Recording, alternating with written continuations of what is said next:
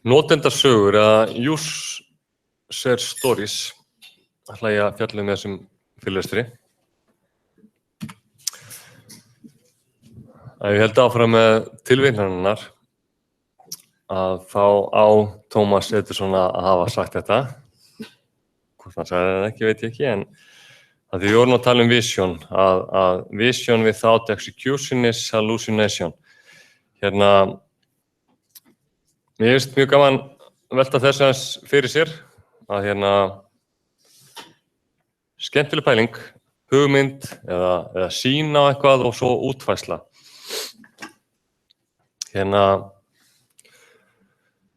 Ég var framan af ábúðslega upptekinn af svona hugmyndum og eiginlega var alltaf að hugsa alla þess sem að ég fengi svo frábærar hugmyndir og ég myndi mér einhvern veginn að flest öll fyrirtæki eða vörur eða tölvugerðarveri að einhver sitið undir einhverju tré og allt í einu fengi hugmynd og farið útfært hana.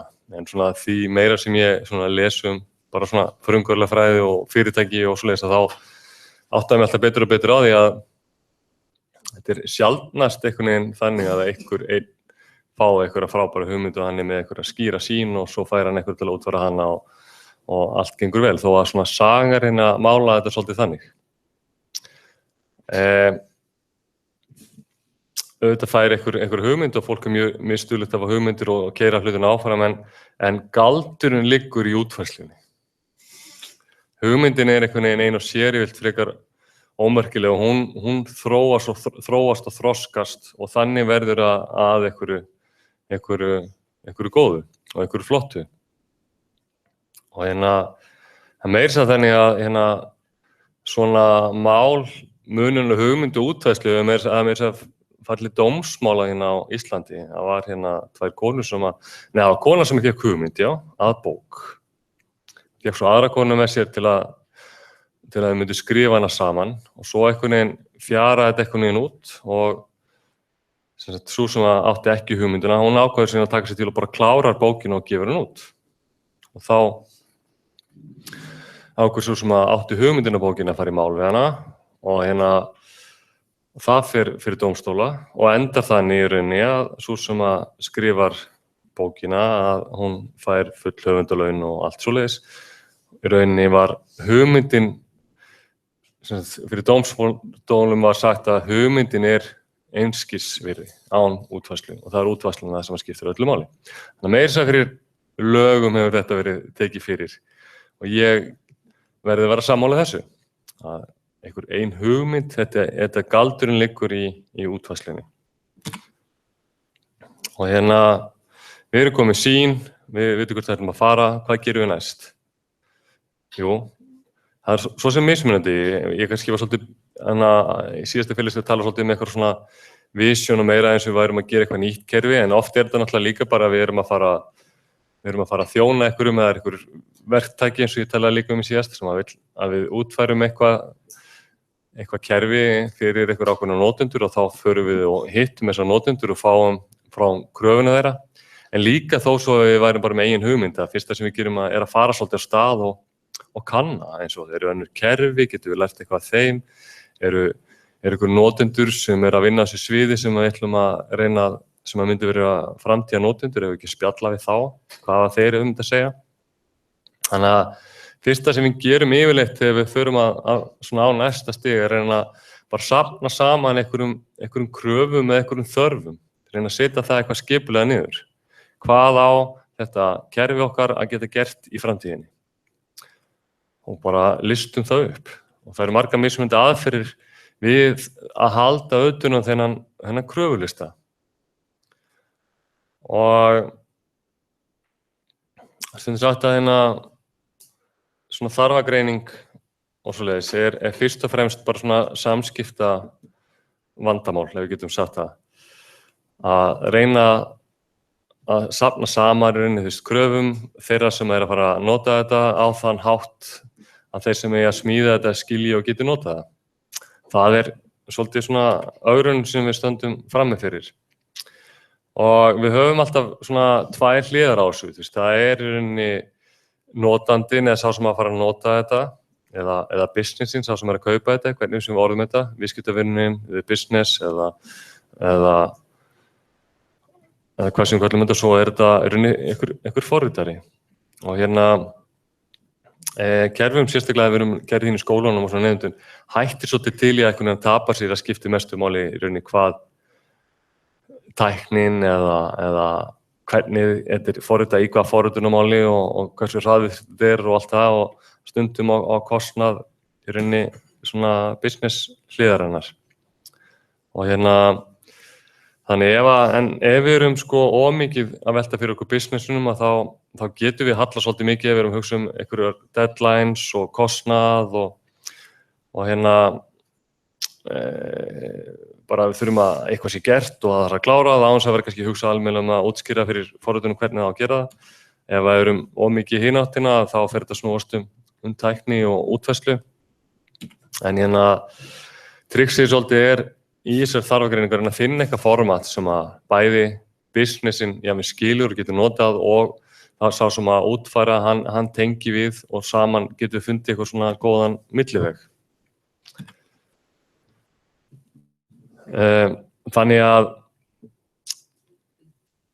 tricksið finnst mér vera að þegar við erum í þarfagreiningu að finna eitthvað format sem að gengur fyrir henni báða aðila og það muni ekki þegar þetta gekk alltaf á netinu, alls konar svona samanburðarmyndir. Það verður bara alveg að viðurkennast að forritarar eru bara svolítið sér þjóðflokkur.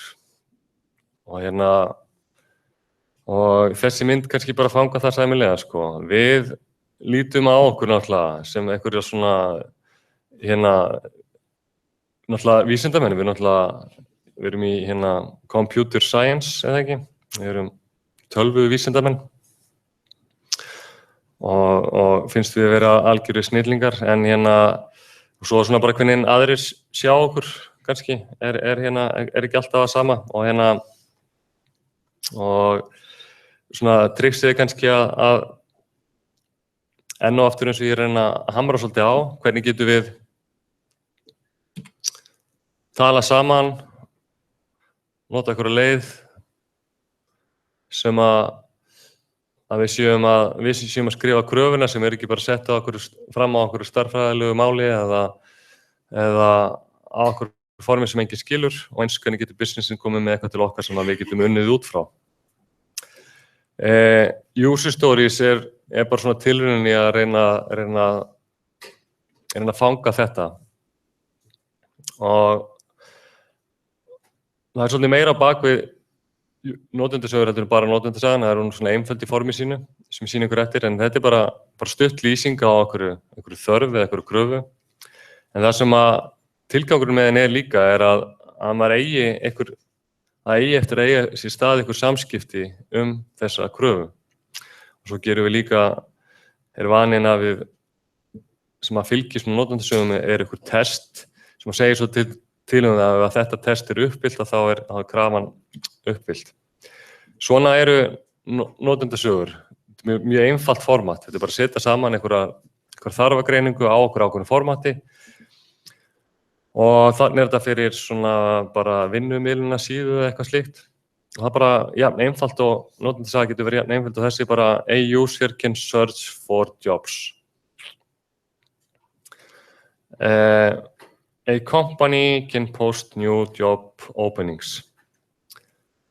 Og þetta ekkert óbúslega flókið format. Það var meiri áhersla lögð á það í greiningu hönnun og var eins og use cases, þannig við ruglumst ekki saman við það.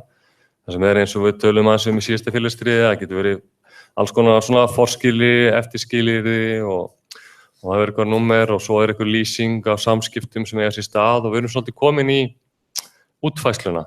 Það einmitt ekki hugmyndin með notendasögum, heldur eiga þær að vera bara svolítið high level.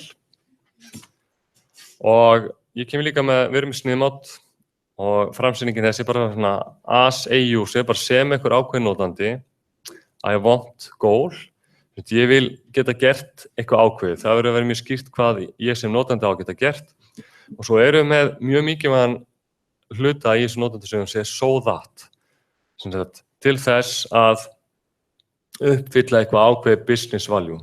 Þannig að sé alltaf á hreinu þegar við erum að skrifa þessa sögu, hvert valjúið með henni, hvað á hann, af hverju hann hana. Þannig að það gleymist, að stundum getur verið svona að líður ykkur tími, þú veist bara, af hverju var þessi saga, hver var tilgangurinn henni, og að það ekki sett niður, að þá getur verið stundum erfitt og sérstaklega oft þannig að það einhver ákveðin svona bara business aðili eða pródúktórinn sem sér að forgangsraða, hann þarf svolítið að sjá hver rauninni rökin á bak við það að við séum að útfæra þessi sögu. Þannig ef við höldum áfram að skoða þetta, að við skoðum svona ferðasíðu, as a user I can reserve a hotel room, en í þessum áfangar núna, þó ég sé inn í glærunum ekki sína fram að það, þá vil ég að þið noti alltaf þennan so that hluta. Það svona sagt, sá sem höfundur þessu frameworki, hann segir að svona so that klausan sé optional, en síðan hefur hann svona pínu dregið tilbaka og ég hef svolítið séð að því við erum líka svolítið að læra að nota formatið, að þá ætlum við þessu námski alltaf að nota það.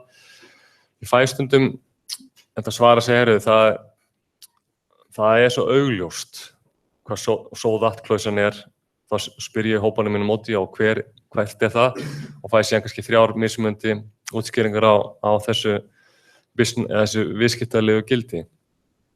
Þannig að ef það svona augljóst þá bara skrifa það niður. Ef það ekki augljóst þá þetta oft mjög góð leksía að átta sig að hver raunverulegu tilgangurinn á bak við þessa sögu. Af hverju þessi krafa?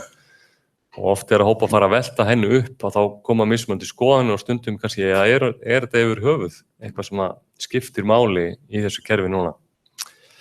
En eins og hérna þessi, as a frequent flyer I want to rebook a past trip, af hverju myndi ég vilja gera það? Jú, so that I save time booking trips I take.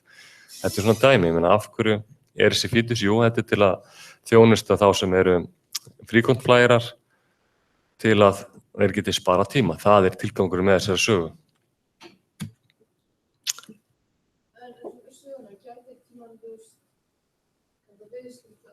Viðskiptalegt gildi, já. Getur viðskiptalega gildi tengst öðru notanda? Nei, þetta alltaf að tengjast þessu notandi sem maður myndi segja í byrjunum bara. Sem þessu notandi þá, ég held ekki að segja, ég held að svona, hann ætti yfirleitt að tengjast honum. Ég get ekki hugsað eitthvað, mann ekki allavega eftir öðru dæmi. Hérna, Ron Jeffries talaði CN3, eða Card Conversation Confirmation. Og svolítið vísa til þess, það mjög algengt í dag að vera með svona einhvers konar indexkart eða eitthvað svoleiðis. Og alltaf tala svolítið að ein saga eitt svona spjald. Og mörg fyrirtæki að skipuleggja sig þannig að þau jafnvel bara með einhverja töflu og þar bara sögur og þau skipuleggja sig bara svolítið þannig. Hérna bara saga, við erum að fara að vinna í henni og svo fer hann kannski bara í, hérna verið að vinna í henni og svo fer hann í prófanir og hérna henni í lokið. Þannig að nota svona spjöld. Þannig að það mjög oft tala að við séum eitthvað svona spjald eða indexkart. Og á spjaldi myndu bara skrifa as a user I want og svoleiðis. Það var hérna á þessu spjaldi, þannig að það svona fyrsta séð í þessu Ron Jeffries. Síðan rauninni annan númer 2 sem ég eftir að hamra á í þessu fyrirlestri. Hugmyndin með notendasögunum ekki að fanga öll smáatriði. Hugmyndin að vera bara með format sem að lýsir ykkur kröfu sem meira eins og áminningum eitthvað sem á að fara að gerast til að eiga nánari samræður það í framtíðinni. Þannig að hugmyndin alltaf að þetta bara svona miði, þetta svona umræðumiði, við erum að fara að ræða þetta. Þannig að áður ef ég sem forritari að fara að útfæra einhverja kröfu og teka hana og ef hann ekki bara þeim augljósari, þá mun ég alltaf fara og tala við einhvern sem þekkir kerfið eða þekkir businessin áður en ég klára að útfæra hana. Í rauninni við svolítið að segja að það að ætla að hitta til þess viðskiptavini í byrjun á verkefni og fanga alla kröfunar og setja fram á okkar rosalega skilmerkilegt skjal sem allir eiga að skilja. Við erum svolítið að segja og ég tek undir, það sjaldnast að virka almennilega. Það mjög erfitt að fanga kröfur mjög nákvæmlega, mjög erfitt að fanga allar kröfur til dæmis í einhverju kerfi í upphafi þegar við erum að skipuleggja okkur. Það er mjög erfitt fyrir einhvern viðskiptavin þó hann þekki businessin vel að koma þessu skýrt frá sér. Það er meira svona fólk á auðveldara með að vinna að sé bara svona smá saman. Þess vegna erum við ekki að eyða óþarflega miklum tíma í að reyna að fanga eitthvað niður sem er erfitt að fanga og erfitt að vinna með. Það er svolítið reynslan í hugbúnaðargeiranum hefur bara sýnt að sama hversu nákvæmum við ætlum að gera þetta, það er alltaf erfitt að fara eftir þessu. Ég er með þess að tilbúin að ganga skrifinu lengra og segja að það er verra mjög ofta að fara í þá vinnu. Sko, ég vinn oft þannig, ég hef verið eiginlega í öllum hlutverkum þegar kemur í þessum hugbúnaðargeira. Ég vann lengst þar sem forritari og ég hef verið verkefnisstjóri og ég hef verið vörustjóri. Og sérstaklega í hlutverki að vera svona vörustjóri og vera ábyrgur fyrir hvert varan er að fara og ábyrgur fyrir kröfunum.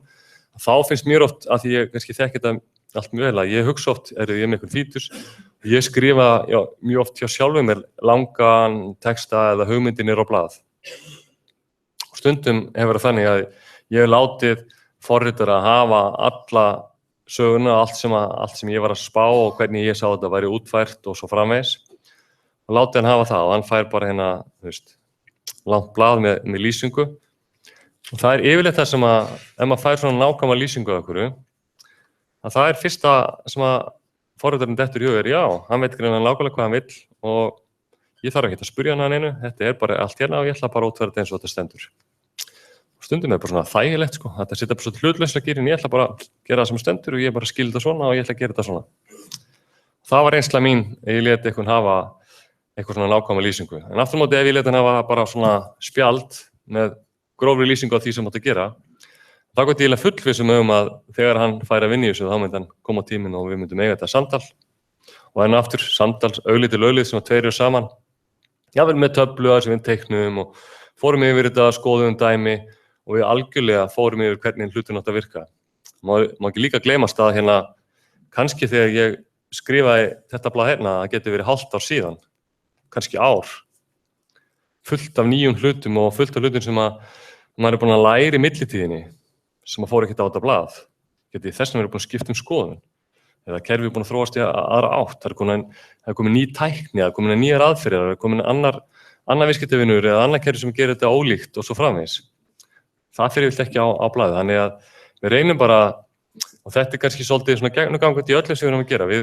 Þetta er ekki spurning það að við ætlum að vera eitthvað löt og nennum ekki að skrifa meira.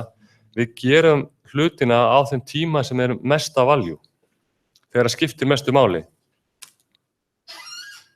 Ég ætla að teikna bara svona asnalega einfalda mynd, afsakið fjarnema sem á hvert yfir þessu, en ég ætla bara að tala um svona hefðbundna hugbúnaðargeira, það er bara tímalínu verkefnis. Þetta er bara hérna er byrjun og hérna er endir. Og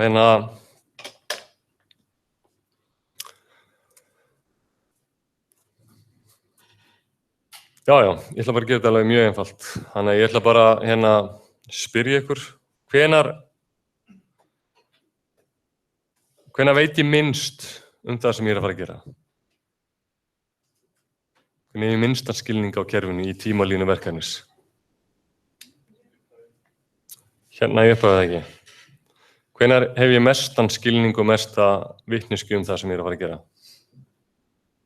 Þetta er ekki trick question, Það er bara einu lokin, ég ætla bara að gera þetta bara svona, ég ætla að gera þetta bara algjörlega explicit, þannig í lokinu það ekki. Og hvenær er yfirleitt, förum í svona waterfall model, hvenær er yfirleitt kröfunar unnar? Í byrjun. Akkurat, það ekki. Ef við förum í svona dæmigert waterfall og í rauninni bara í dæmigert verkefnum, í langflestu hlutum, hérna fer fram þarfagreining, það ekki. Og ég er bara svona að sýna svart og hvítu, hversu mikinn skilning hef ég á viðfangsefninu eða sá sem eru vinnissu og það sem hann gera akkurat hér til að fanga allt sem á að gerast alla leiðina hingað. Svona tiltölulega lítinn í langflestum tilfellum. Þannig að staðinn fyrir að vinna bara í einhverju svona dæmigjör og segja er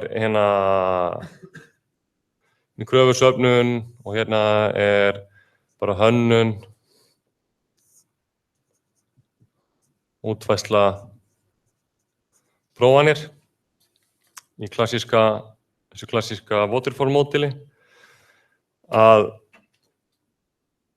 þá erum við svolítið að segja bara að hérna veit ég ekki nægilega mikið, en þá ekki bara skynsamlegra að ég tæki bara litla sneið af þessu, fari gegnum öll lögin, klári, útfæri og þá ég komið með meiri þekkingu, meiri skilning, þá get ég farið og tekið næstu sneið af þessu og farið í gegnum hann. Ég teka eina sneið af þessu öllu,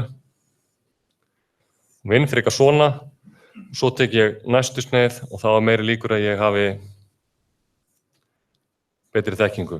Þannig ég svolítið að segja, kannski eins og með kröfunum, af hverju að eyða öllum þessum tíma í að reyna að fanga eitthvað flókið viðfangsefni, í staðinn fyrir að fanga það bara nægilega vel til að ég geti haldið áfram, því ég mun alltaf eftir einn hring vita meira og meira.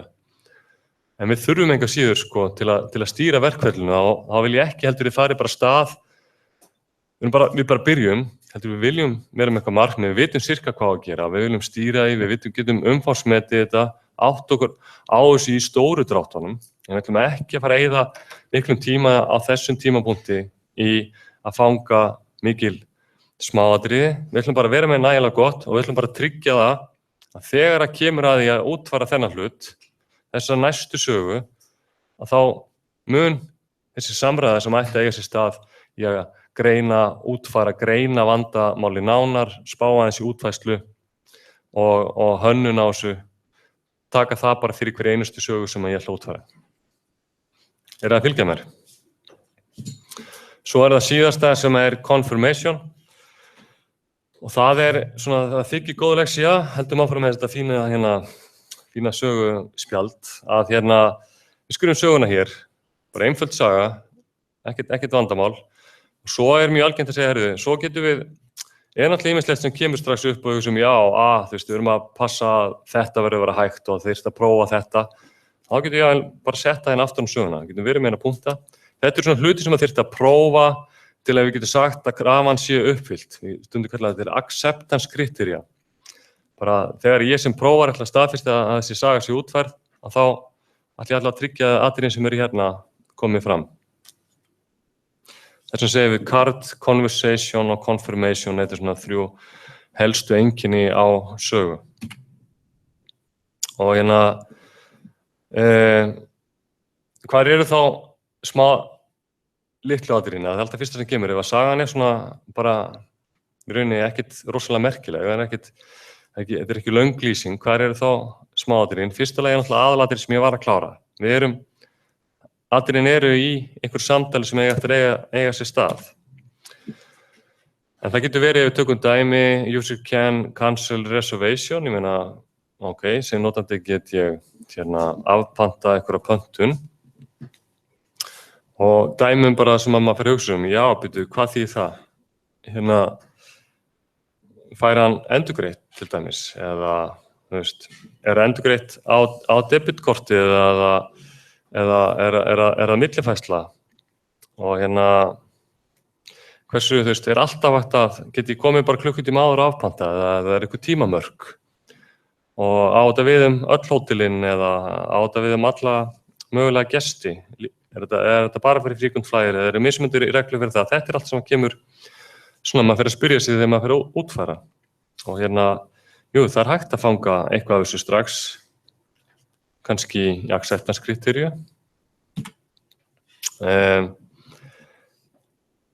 Það hægt að brjóta söguna upp í fleiri smærri sögur. Ef sagan of stór, þá getum við gert það. Svo getum við gert ýmislegt annað. Þannig að ef við tökum acceptance testin, við getum bara strax, ef þetta í umræðinu og það ákveðin hluti sem við viljum að liggja svolítið skýrt fyrir og við munum að við þurfum að hugsa út í, getum við bara snúið spjaldinu við og sagt við þurfum að verifæja að premium members geta alltaf afpantað án kostnaðar. Að þeir sem ekki premium, þeir mun alltaf þurfa að borga 10%. Við getum listað svona nokkar hluti sem við ætlum að stefnum á að prófa. Þannig að hérna getur komið smá auka eða svona nánari atriði. Og þessi acceptance test við viljum að því æfist aðeins í þeim líka og við erum með svona hluta sniðmátinu Það bara að skrifa eitthvað, þú veist, verify that eða staðfesti að eitthvað sé hægt. Og yfirleitt eitthvað fleiri en eitt atriði sem að maður setur fram þar. Og yfirleitt stundum þetta gert eitthvað svona jafnóðum en mjög algengt svona vinnuferli á fyrirtækjum að vera bara söguna og ekkert að vera, eða það eitthvað sem kemur upp, en kannski bæta einhverju við þegar að sagan komin á þann stað að hún að fara í útfærslu, að vera að fara að vinna í henni, og þá bætum við meiri upplýsingum hann inn. Það líka mjög vinsamlegið að viljum geta brotið sögu upp og sögur sem eru kannski langt í framtíðinni og við erum ekki með kannski nægilega mikla þekkingu til að átta okkur á því hvernig nákvæmlega hann á að vera, þá skrifum við oft bara svona sögur bara sem minnismiða, eins og a user can, þetta var ekki frekar, ég tek oft sem dæmi, segjum að ég var að gera kerfi, ég er að gera bókunarkerfi og höldum okkur inn í þessu. Svo kemur, segi ég, svo þarf hótelstjórinn að geta fengið alls konar mismunandi skýrslur. Og þú veist, hvernig skýrslur þarf hann að fá, byggt á hvaða upplýsingum, þú veist, hvað það? En við vitum líka alveg að skýrslusagan ekki að fara inn í fyrstu 5 sprettina, eða fyrstu ítrannar, fyrst þurfum við að geta listað upp hótelin, fyrst þurfum við að panta, allt þetta þarf að vera til staðar án við fyrir að spá í skýrslunum. Ég held að við nokkur sammála það. Þá getum við bara að skrifa henni sögu, bara sem hótelstjóri vil ég geta séð skýrslur til að geta séð hvernig reksturinn gengur eða eitthvað svona. Þetta saga, en hún alveg pottitt saga sem að ég mun fyrir að brjóta upp í framtíðinni. Við tala aðeins þetta eftir, við köllum þessar sögur epics eða stórsögur, en þetta bara svona dæmigir saga sem að mun vera brotin upp. Og svo þegar að ég búin að skrá, þetta farið að virka, við erum farin að leigja út hótel og það konið viðskiptavinir og komið fullt af gögnum og svoleiðis, þá fyrir kannski þessi saga að banka á og hugsaði, sagan hana með skýrslunar. Það var fyrsta sem kemur upp, við ætlum ekki að, þetta eru 10 mismunandi skýrslur og þá spyrir maður, hvað mikilvægasta skýrslan? Það þessi hérna, við skulum bara byrja á henni. Við skulum brjóta þessa sögu upp í 10 mismunandi sögur eða 5 mismunandi sögur eftir mikilvæga skýrslana og svo getum við farið að einblína þessa sem skiptir mestu máli. Þannig að það trix sem við notum mikið í þessu og leiðum við sjáum að sögur og stórar. Það gerist gjarnan þegar að líður á verkvelli að þá bara brýtum maður upp og þá jafnvel bara hent orginalnum. Þannig að eins og þessu, við gætum líka gert það ef við höldum okkur sama dæmi á áðan, ef við erum með þetta að afbóka og við sjáum að þetta svolítið mörg atriði, þetta miklu flokknar, þetta heldum í upphafi og þá gætum við brotið hann upp og við getum ákveðið að byrja síðan bara fyrstu 2 sögunum þegar við erum að byrja. Þannig að hérna getum við sett sögunum bara upp á annan hátt. As a premium site member, I can cancel reservation up to last minute. Það ein saga. As a non-premium member, I can cancel up to 24 hours in advance. Þannig að við gætum farið með söguna á meira detailed level ef við vildum. Svo það sem skiptir kannski einna mestu máli að notendasögur eru ekki hugsaðar, þannig að þetta format ekki hugsað til að fanga smáatriði, ekki til að vera upp af endurinn á öllu. Þetta ekki eitthvað sem við ætlum að fara að rífast orðalagið á sögunni. Heldur þetta bara til að eiga einhver samræður í framtíðinu og þegar eigum þessar samræður, eða ef ykkur finnst við þurfum að bæta ykkur við, þá notum við allt það góða sem við höfum lært hvað sem inn í skólanum eða annar staðar, ef við þurfum að því halda. Þetta bara til að halda þetta grunnkröfuna. Ef við erum að fara að gera eins og ég segi flókna skýrslu eða við erum að gera lánakerfi eða eitthvað svona, þú fangar ekkert sögunar hvernig lánakerfið ykkur banka virkar í smáatriðum.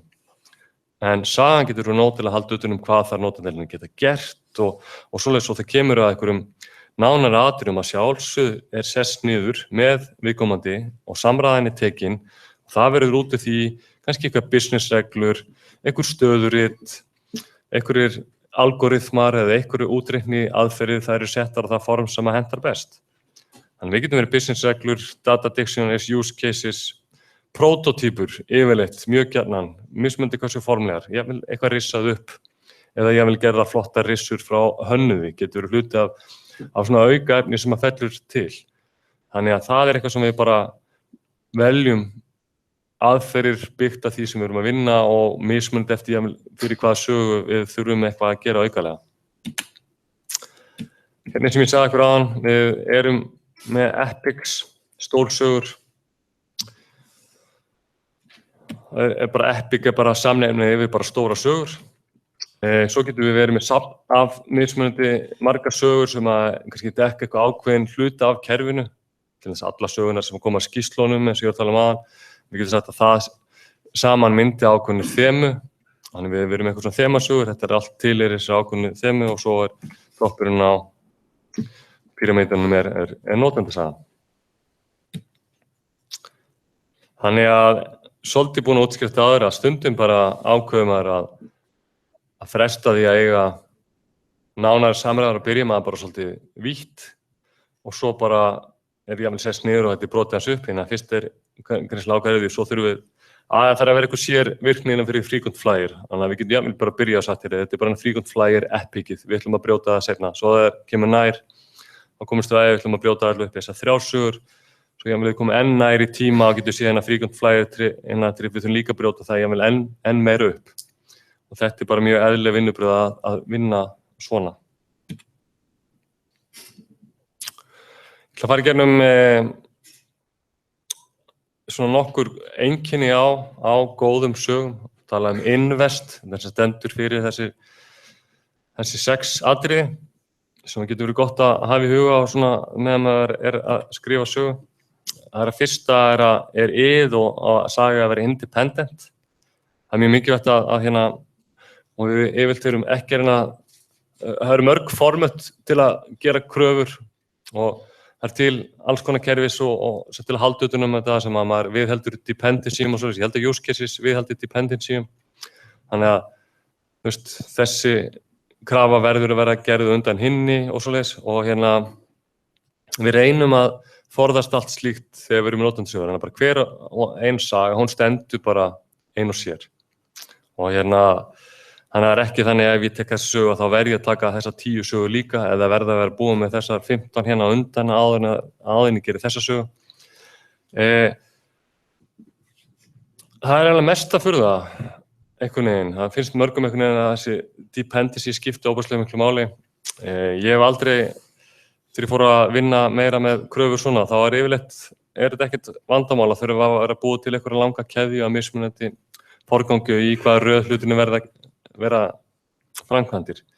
Þannig að hugmyndin svolítið að hún bara stendur inn og sér, þannig að við erum með viðskiptið gildi, þannig að eitthvað sem að ræður forgangi á hvernig við vinnum, hann getur bara að raða þetta eftir hvað honum finnst áhugavert að gera og þá auðvitað að geta útfært hennar þannig.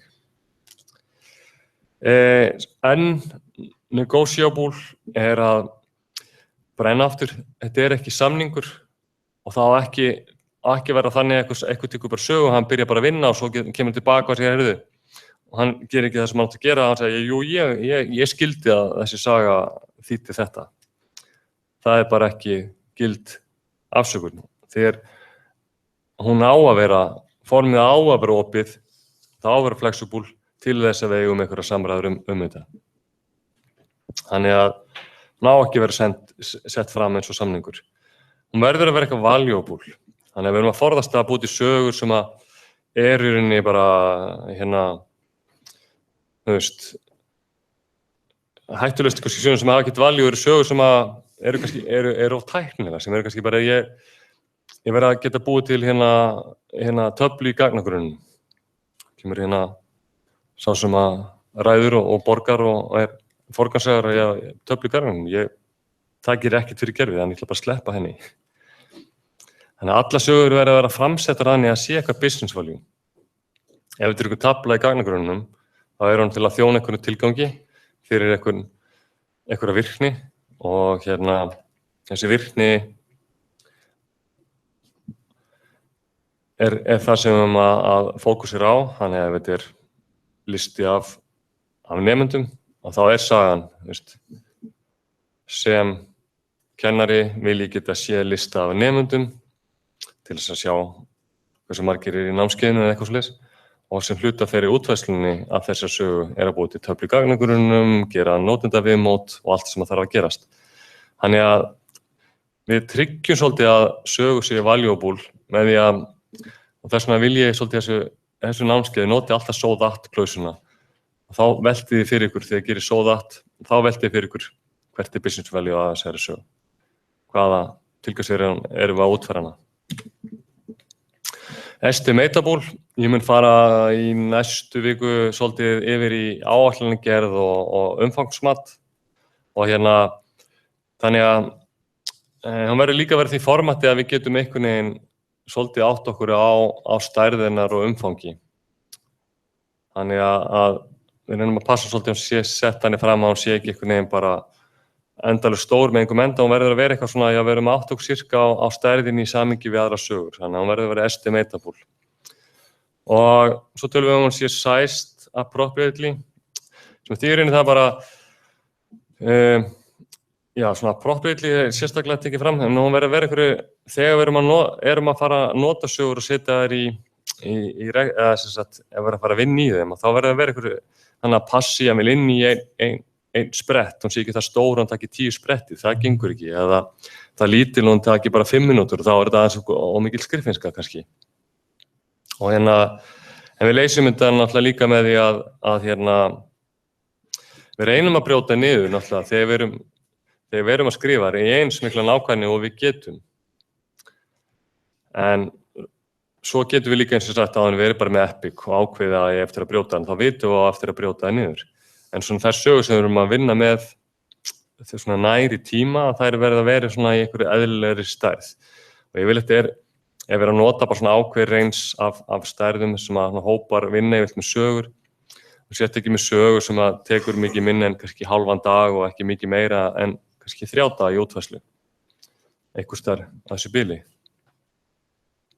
Þannig að það getur verið alveg rök út af fyrir sig að brjóta upp sögu bara af því hún er of stór. Það getur líka verið rök að sameina kannski nokkra til eina sögu bara til að þetta sé ekki óþarlega litla sögur og þá er óþarlega mikil kannski umsýsla í kringum að vinna með söguna. Testable. Við verðum að geta einhvern veginn og það kannski er til að tryggja hans í testable þá skrifum við þessi acceptance test aftan á hana. Er þetta eitthvað sem ég get prófað? Við reynum að leggja allar sögur upp þannig að þetta sé einhver fítur sem það er hægt að prófa hana fítur sem þetta staðfesta að hann virki. Það er svona ágætis mælikvarði á hvort við séum að skrifa almennilega sögu.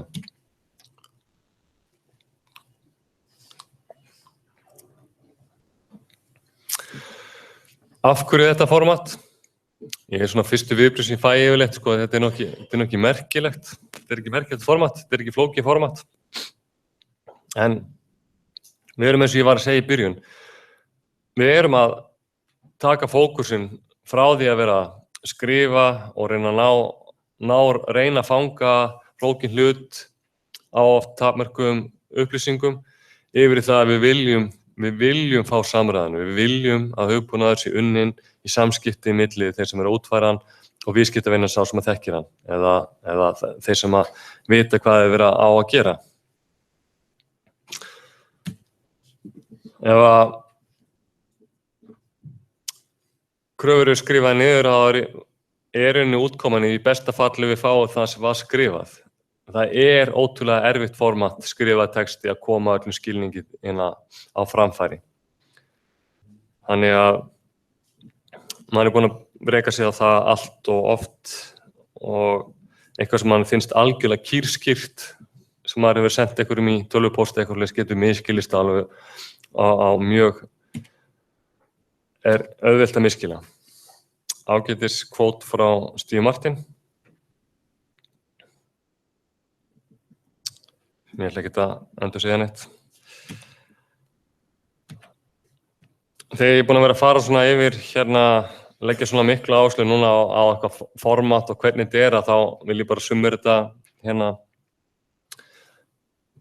eitthvað sem ég sagði í byrjun.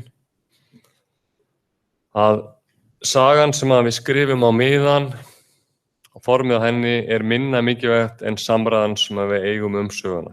Þetta er fyrst og fremst miðið til að tryggja að við eigum einhver samskipti þessa sögu í framtíðinni. Mér nokkrar glærur í viðbót. Ég er með alveg heilan pakka í viðbót reyndar, en ég held að ég sé ekki að ég ætla svona að fá að stikla kannski pínu á stóru þar.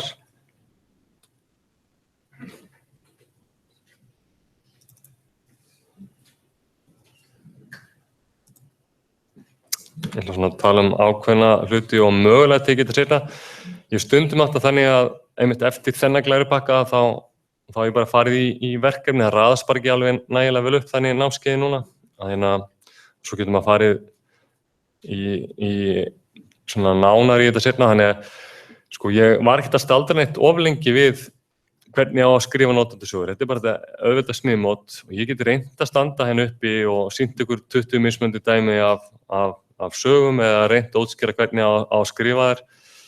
Það lærist bara með því að gera. Og aðalatriði að þið mæti í dæmatíma í dag og skrifa notendasögur. Þá þetta byrjar yfirleitt helstu vandamáli hversu nákvæmt á þetta að vera og það lærist bara með að gera. Þannig að þið þurfum bara að skrifa nóg mikið af sögum. Þið þjálfist aðeins í þessu núna í námskeiðinu og mjög líklega kannski þið gerir ykkur sögur í dag í dæmatímanum. Svo haldið eitthvað áfram að vinna með þessar sögur í næstu dæmatímum og svo mjög líklega kannski þegar kemur að í miðanaverkefni að þá mögulega endurskrifið eitthvað þessar sögum. Það eru bara búin að læra meira. Þá farið aftur og bætið þar. Og við vinnum þetta bara eins og allt annað sem ég er að kenna ykkur. Bara svolítið ítrað. Förum bara aftur úr lögum. Nú kann ég meira, nú get ég endurskrifað og þegar ég er búin að læra þá er sem fljótur að gera það aftur. En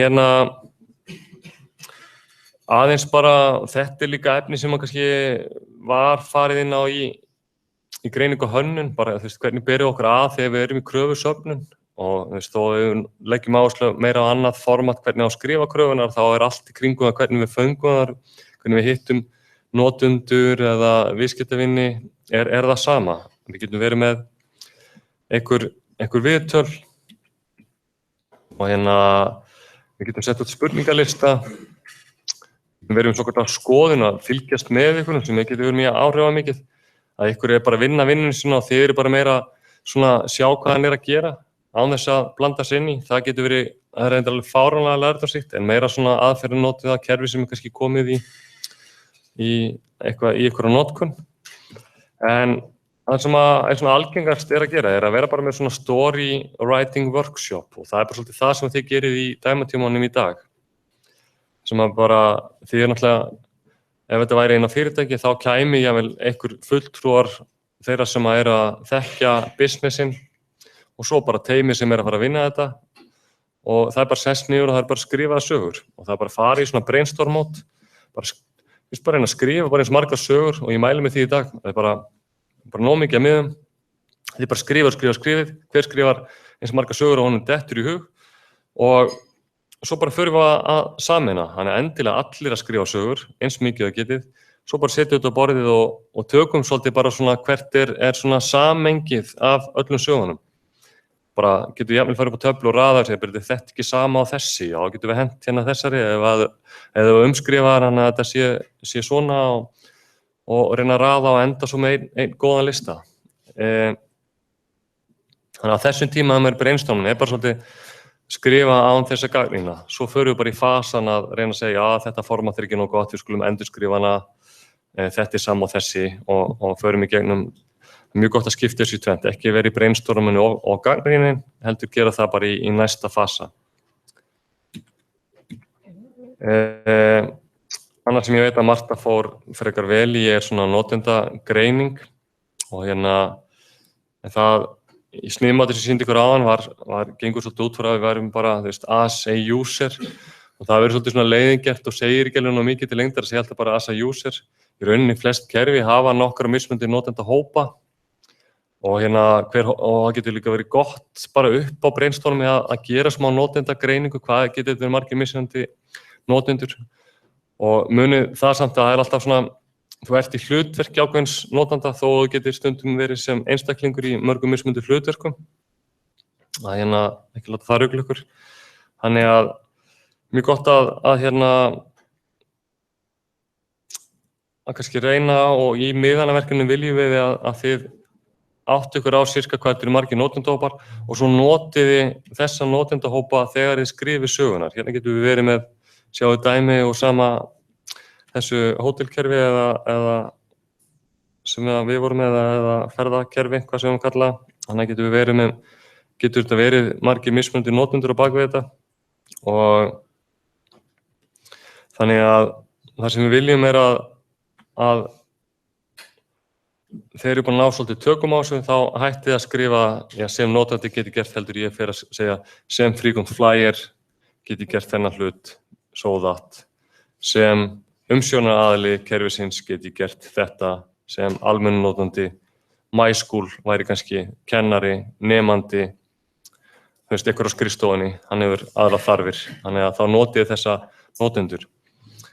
Og bara svipuð aðferð og myndum gera með hitt, bara brainstorm, láta ykkur detti eins marga notendur og þið vitið eitthvað dettur í hug, svo bara koma allir með í bunkan og við reynum að raða og búa til svona einn lista af þessum notendum. Það er hægt að ganga lengra, bara hugsa bara svona til að hjálpa sér til að kalla fram kröfur, stundum að ef eitthvað svona abuser eða eitthvað sem bara alveg mistýrum í kerfinu, hvernig kröfur myndi hann hafa til kerfisins, eitthvað svona extreme karakterar önnur leið til að hjálpa sér bara svona að kalla fram kröfur. Svo þetta að ganga eins og þau gerði í greiningu hönnun eða ekki, að vera með svona personas. Ég einmitt að vinna fyrir eitt fyrirtæki í dag sem heitir Tempo, sem fór í það að átta sig á bara hverjir eru svona erkitýpunar af notkun af kerfinu og þeim að gengi það langt að þeim gefið nafn og það mynda þeim, það eru svona pappaspjöld af þessum notendum og bakgrunni þeirra svona hverjir þeirra helstu áhugamál og eins og segja þeirra hafa ákveð útlit og þetta svona til að hjálpa í samræðin í fyrirtækinu. Já, þessi krafa hérna, þessi fítus, hann fyrst og fremst fyrir Erik, að Erik nota kerfi svona að það geti gert á þennan hlut. Þannig að þetta alveg nokkuð algengt í svona stærri fyrirtækjum að fara alla þessi leið, en þetta ekki það sem við ætlum að gera í áfangunum hérna en bara svona til að gefa ykkur dæmi. Þannig að þið þurfum ekki að búa til personas. Það svolítið margir sem gera það alltaf í þessu lokaverkefni, í skiljaverkefni, misskilja þetta, við viljum bara fyrst og fremst bara fá notendur sem við getið síðan notað í notendasögunum, en við þurfum ekki að endur fá personas, en þeir megi alveg gera þetta ef eitthvað finnst þetta skemmtilegt.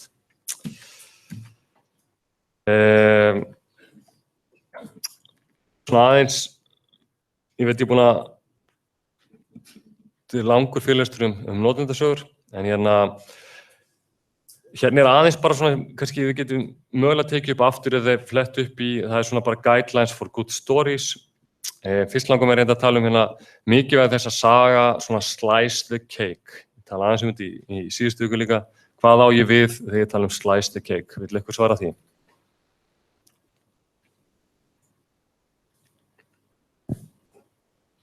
Slice the cake, við erum rauninni bara að tala að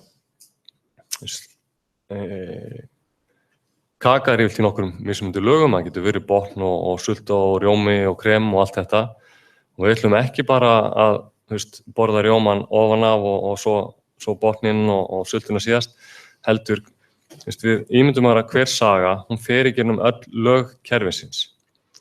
Við erum að klára bara eina virkni, þannig að fyrsta sagan sem ég gerið, hún mun virka í gegnum allt kerfið.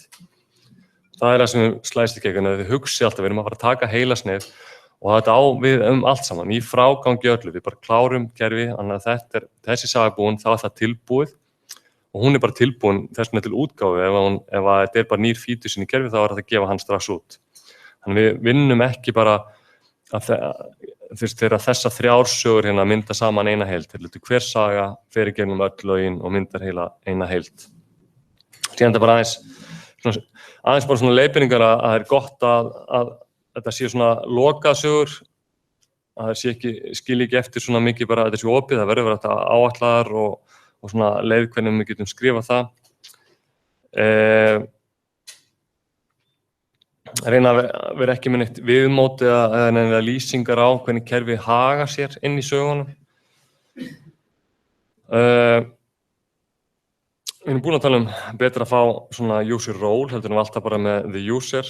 Það gott að venja sig að hafa þær alltaf í sömu tíð eða eitthvað svoleiðis að eins og þarna að vera bara svona málfræðilega að vera með ákveða bara alla sögunar svona að eins og a job seeker, not job seekers geta gert. Þannig að þetta sé svona formatið gott að það sé alltaf eins á milli sagnanna.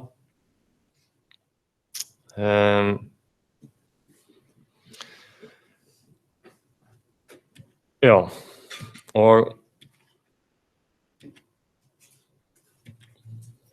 ég ætla ekki að fara dýpra í þetta í dag, en svo ég segi aðalmáli að þið þjálfist í þessu, þið mætið í dæmatíman í dag og skrifið þetta svo vinnu við, þannig að mjög mikilvægt með dæmatíman í dag, þið gerir vision og þið gerir notendasögur og þið vinni með þar áfram í námskeiðinu. Í næsta tíma ætlum við að byggja ofan á það sem ég gerði í dag og svo áfram.